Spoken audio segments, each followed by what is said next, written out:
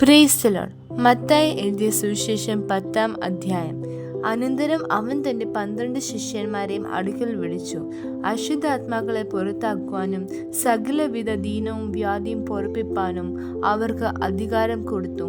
12 അപ്പോസ്തലന്മാരുടെ പേരാവിത്: ഒന്നാമൻ പത്രോസ് എന്നു പേരുള്ള ശീമോൻ, അവന്റെ സഹോദരൻ അന്ത്രയാസ്, സെബദിയുടെ മകൻ യാക്കോബ്, അവന്റെ സഹോദരൻ യോഹന്നാൻ, ഫിലിപ്പോസ്, ബർത്തലോമായി, തോമസ്, ചുങ്കക്കാരൻ മത്തായി, അൽഫയുടെ മകൻ യാക്കോബ്, തദ്ദായി, ശീമോൻ, യേശുവിനെ കാണിച്ചു കൊടുത്ത ഇസ്കരിയോത്ത യൂദ.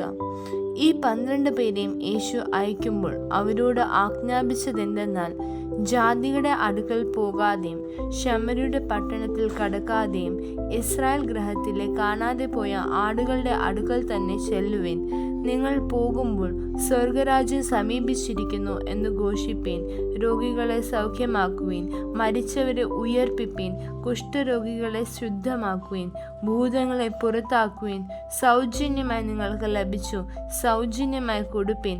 മടിശീലയിൽ പൊന്നും വെള്ളിയും ചെമ്പും വഴിക്ക് പൊക്കണവും 2 ഉടുപ്പും ചെരിപ്പും വടിയും കരുതരുത്. വേലക്കാരൻ തന്റെ ആഹാരത്തിന് യോഗ്യനല്ലോ. ഏത് പട്ടണത്തിലോ ഗ്രാമത്തിലോ കടക്കുമ്പോൾ അവിടെ യോഗ്യൻ ആർ എന്ന് അന്വേഷിപ്പീൻ. പുറപ്പെടുവോളം അവിടെ തന്നെ പാർപ്പീൻ. ആ വീട്ടിൽ ചെല്ലുമ്പോൾ അതിന് വന്ദനം പറയുവീൻ. വീട്ടിന് യോഗ്യതയുണ്ടെങ്കിൽ നിങ്ങളുടെ സമാധാനം അതിന്മേൽ വരട്ടെ. യോഗ്യത ഇല്ല എന്ന് വരികിൽ സമാധാനം നിങ്ങളിലേക്ക് മടങ്ങി പോരട്ടെ. ആരെങ്കിലും നിങ്ങളെ കൈക്കൊള്ളാതെയും നിങ്ങളുടെ വചനങ്ങളെ കേൾക്കാതെയും ഇരുന്നാൽ ആ വീടോ പട്ടണമോ വിട്ടുപോകുമ്പോൾ നിങ്ങളുടെ കാലിലെ പൊടി തട്ടിക്കളവീൻ. ന്യായവിധി ദിവസത്തിൽ ആ പട്ടണത്തെക്കാൾ സോദോമ്യരുടെയും ഗോമോര്യരുടെയും ദേശത്തിന് സഹിക്കാവതാകും എന്ന് ഞാൻ സത്യമായിട്ട് നിങ്ങളോട് പറയുന്നു.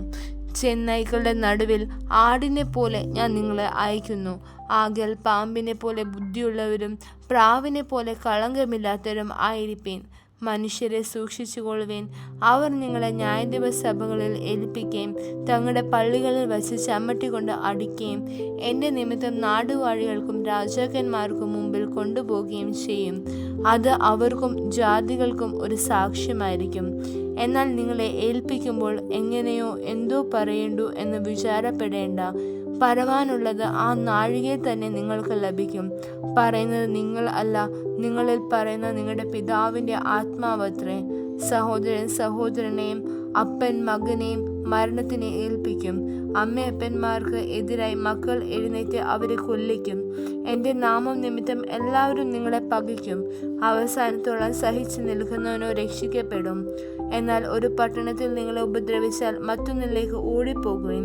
മനുഷ്യപുത്രൻ വരുവോളം നിങ്ങൾ ഇസ്രായേൽ പട്ടണങ്ങളെ സഞ്ചരിച്ച് തീരുകയില്ല എന്ന് ഞാൻ സത്യമായിട്ട് നിങ്ങളോട് പറയുന്നു.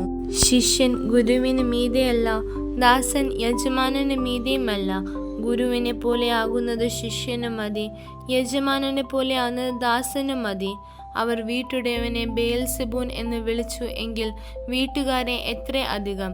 അതുകൊണ്ട് അവരെ ഭയപ്പെടേണ്ട. മറച്ചു വച്ചത് ഒന്നും വെളിപ്പെടാതെയും ഗൂഢമായത് ഒന്നും അറിയാതെയും ഇരിക്കയില്ല. ഞാൻ ഇരുട്ടത്ത് നിങ്ങളോട് പറയുന്നത് വെളിച്ചത്ത് പറവീൻ. ചെവിൽ പറഞ്ഞു കേൾക്കുന്നത് പുരമുകളിൽ നിന്ന് ഘോഷിപ്പീൻ. ദേഹിയെ കൊല്ലുവാൻ കഴിയാതെ ദേഹത്തെ കൊല്ലുന്നവരെ ഭയപ്പെടേണ്ട. ദേഹിയെയും ദേഹത്തെയും നരകത്തിൽ നശിപ്പിപ്പാൻ കഴിയുന്നവനെ തന്നെ ഭയപ്പെടുവീൻ. കാശിന് 2 കുരികൾ വിൽക്കുന്നില്ലയോ? അവയിൽ ഒന്നുപോലും നിങ്ങളുടെ പിതാവ് സമ്മതിക്കാതെ നിലത്ത് വീഴുകയില്ല. എന്നാൽ നിങ്ങളുടെ തലയിലെ രോമവും എല്ലാം എണ്ണപ്പെട്ടിരിക്കുന്നു. ആകയാൽ ഭയപ്പെടേണ്ട.